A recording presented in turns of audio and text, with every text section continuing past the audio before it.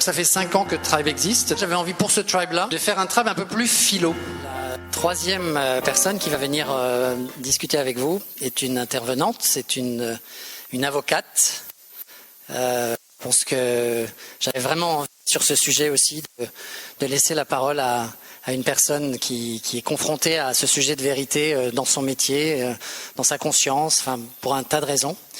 Donc j'ai demandé et elle m'a fait la grande gentillesse et le grand honneur d'accepter de venir nous parler ce soir. Christiane Ferral-Schul, qui est avocate et qui est venue au barreau de Paris en 2012 et 2013. Christiane Ferral-Schul.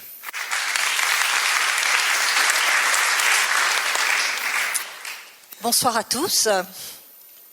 Je vais vous proposer des séquences. Bruno m'a dit, ce soir, c'est la vérité. Alors cette vérité, je vais la partager avec vous. Séquence 1. J'ai 23 ans. Je veux devenir avocate. Je viens de passer les écrits du CAPA, le certificat d'aptitude à la profession d'avocat. J'ai beaucoup de points d'avance. C'est la première fois que je me présente à un oral, au grand oral du CAPA, très sereine. Je me prends même à rêver. Est-ce que j'aurai une mention? Et pourquoi pas?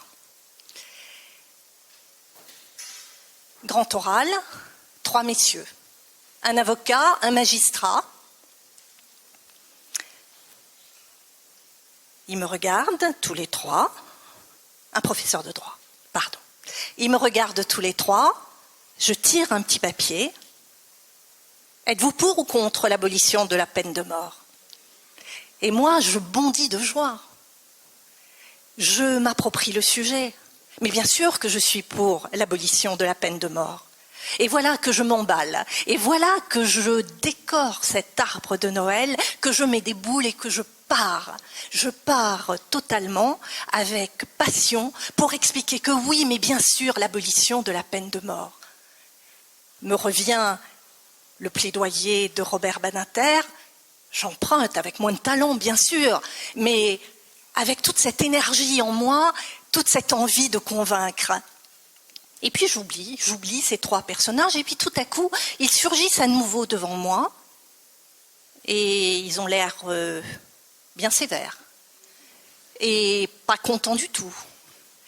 Et ce n'est pas que je me prends les pieds dans le tapis, mais je comprends que c'était peut-être pas cette vérité-là qu'ils avaient envie d'entendre. Et je repars penaude. D'ailleurs, pour tout vous dire, je suis partie à l'abbaye du Bec-et-Loing et j'ai pleurniché pendant tout le week-end en me demandant si mes points d'avance vont me permettre de récupérer la situation. Alors si je suis là ce soir, oui bien sûr, vous l'avez compris, mais j'ai eu 10 tout juste, peut-être qu'ils m'ont rattrapé d'un petit point, mais cette vérité-là, vraiment, j'ai passé un week-end à me demander si j'avais vraiment besoin de dire exactement ce que j'avais envie de dire et s'il n'aurait pas fallu, avec un petit peu plus de jugeote, à ce moment-là, eh bien, peut-être plaider que j'étais contre l'abolition de la peine de mort. En tous les cas, l'idée m'a effleurée à l'époque. Séquence 2. J'ai 24 ans. Je suis avocate et j'ai mon premier dossier de commission d'office. On ne parlait pas d'aide juridictionnelle à l'époque. La commission d'office, on prenait le dossier et on allait à la rencontre du prévenu.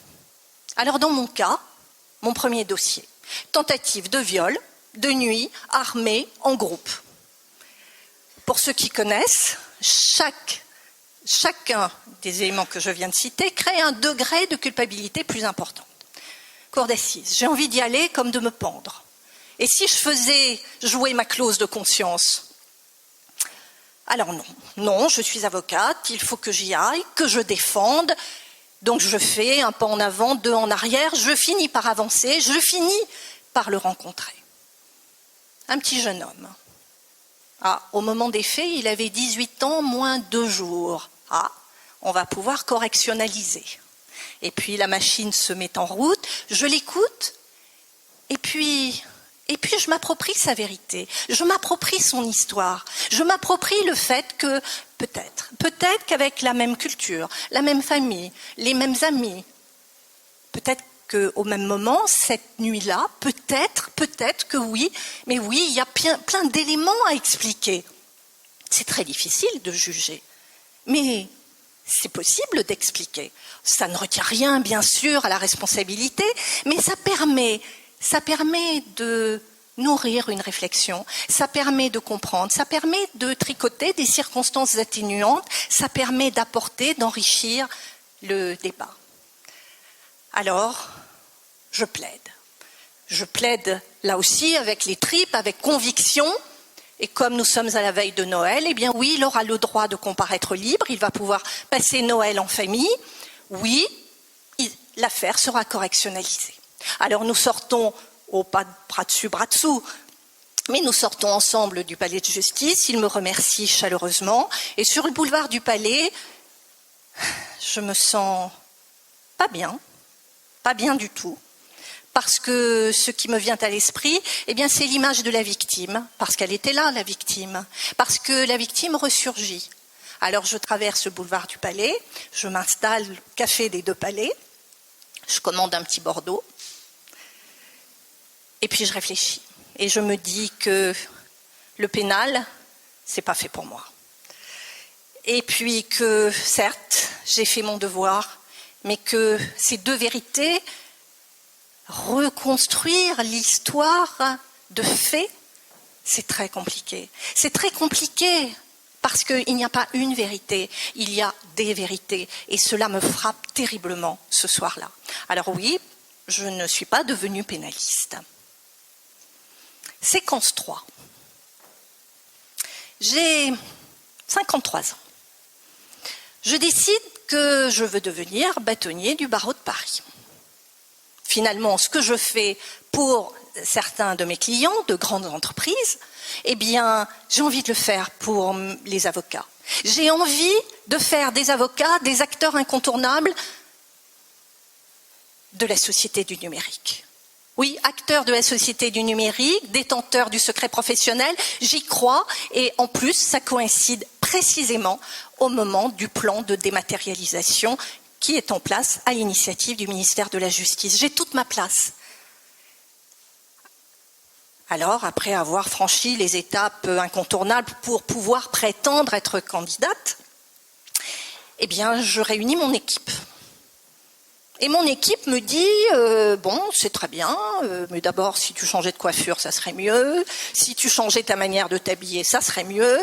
Et puis, vraiment, les technologies, ça ennuie tout le monde. C'est vraiment pas glamour, donc ton sujet, non. Alors je tiens tête. Et première épreuve, dans un cabinet d'avocats, j'y vais, et puis vous savez très bien quand les gens ne vous écoutent plus. Ils sont là en train de triturer leur stylo, de regarder par la fenêtre, et puis il y en a un, finalement plus sympathique peut-être que les autres, qui vient me voir, qui me dit, alors vraiment, c'est pas glamour du tout, votre sujet. Ça vous rend métallique et je pense qu'il faudrait que vous changiez de sujet. Alors j'ai compris, je n'ai pas changé de coiffure, je n'ai pas changé ma manière de m'habiller, mais j'ai changé de discours et j'ai construit mon programme autour de choses très importantes, bien sûr, mais des sujets que les électeurs avaient envie d'entendre. Parce que ma vérité, ils n'avaient pas envie de l'entendre. Et j'ai compris que pour être dans le combat politique, eh bien, il fallait que je sois dans ces combats-là.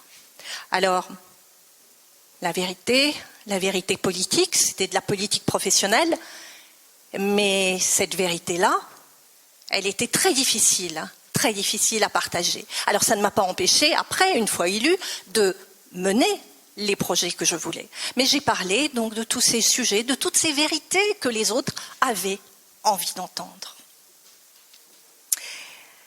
Séquence 4. Je suis bâtonnier. Je suis femme bâtonnier à Paris. Deuxième femme de l'histoire du barreau de Paris, première du siècle.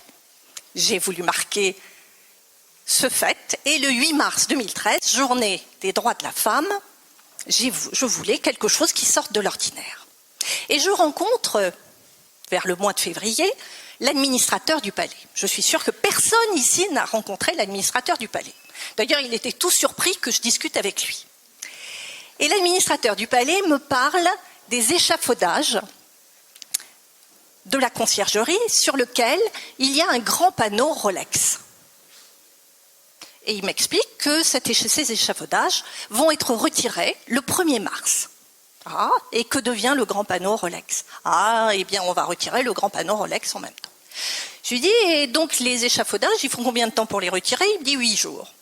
Et je lui dis, est-ce que vous croyez que je pourrais, moi, mettre une grande bâche sur ces échafaudages? Il me regarde très surpris. Il me dit, il faut demander au président de la cour d'appel qui est compétent pour décider. Donc je vais voir le président de la cour d'appel, le premier président de la cour d'appel, qui me regarde un peu surpris. Il me dit, mais qu'est-ce que vous voulez faire avec votre bâche? Je lui dis, je voudrais marquer cette journée des droits de la femme. Et il me dit, il faudrait aller voir le ministère de la Justice. Donc je vais voir au ministère de la Justice et mon interlocuteur me dit, que dit le premier président de la cour d'appel? Et là je lui dis, il n'a pas dit non. Je n'ai pas dit la vérité, mais j'ai eu ma bâche. J'ai eu ma bâche qui m'a permis, sur 600 mètres carrés, d'écrire « Et si la femme était aussi l'avenir du droit ?» Aussi, c'était une concession faite à mon mari. Cette bâche, je l'ai eue. Je suis consciente de ne pas avoir dit la vérité, mais je n'ai pas non plus dit un mensonge. Vous voyez que j'ai fait des progrès depuis le CAPA, que cela m'a permis d'avancer dans la vie. Mais je crois que ce que j'ai envie de partager avec vous ce soir, en vous racontant ces témoignages du vécu, c'est que ce qui compte, c'est la vérité que nous avons à l'égard de soi-même. Parce que finalement, le rendez-vous le plus important que l'on ait chaque jour, c'est celui que l'on a avec soi-même, face à son miroir. Et c'est par rapport à soi que cette vérité-là est la plus évidente. Dans mon métier, comme l'a suggéré Bruno tout à l'heure, dans mon métier, et c'est ce qui nous permet, avocats, de défendre des positions parfois très différentes, eh bien, c'est cette capacité à pouvoir nous approprier une vérité, la vérité absolue. Alors, la vérité, si je veux, j'ai envie de vous dire, la vérité, si je veux, mais aussi si je peux, parce que parfois, il faut tenir compte de ces vérités qui s'entrechoquent. Voilà ce que j'avais envie de partager avec vous ce soir.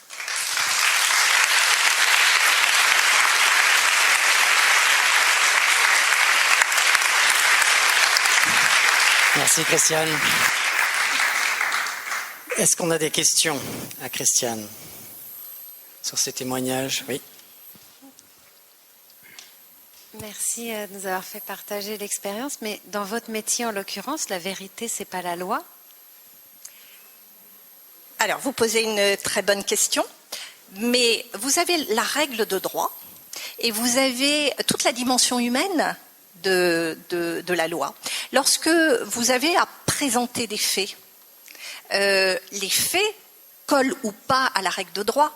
Essayez de faire rentrer les circonstances d'un licenciement dans la règle de droit. Vous avez toujours des tas de manières de présenter les faits. Mais plus que ça, c'est vécu différemment par les personnes.